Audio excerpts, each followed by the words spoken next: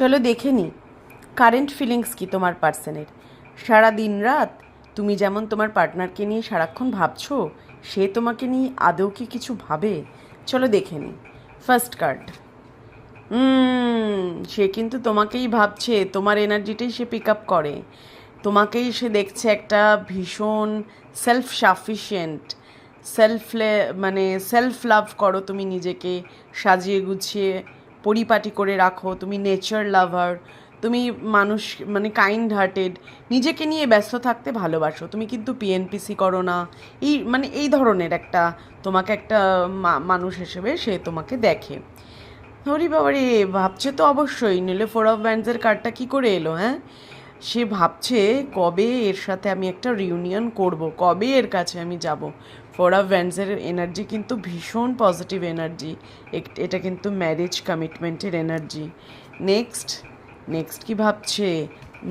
ম্যারেজটা করতে গেলে, কমিটমেন্ট দিতে গেলে আমাকে তো ফিনান্সিয়ালি স্ট্রং হতে হবে। সেই জন্য সে কিন্তু এখন ফুল ফোকাস দিয়েছে নিজের মানিটারি গ্রোথের উপর।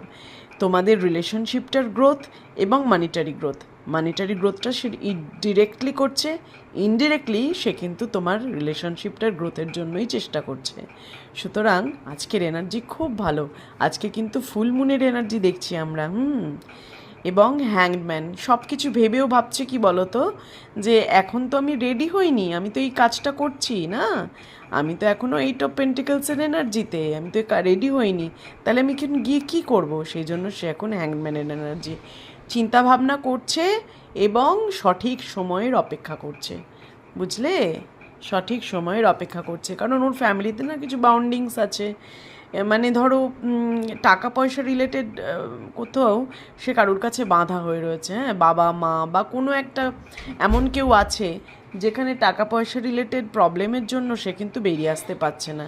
সেটাই সে সারাক্ষণ ভাবছে যে আজকে যদি আমার মানিটারি কন্ডিশনটা ঠিক হয়ে যায়, তাহলে কিন্তু আমি ডিসিশনটা নিতে পারবো।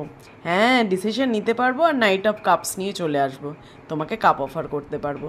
দেখেছো কি সুন্দর এনার্জিটা এসছে?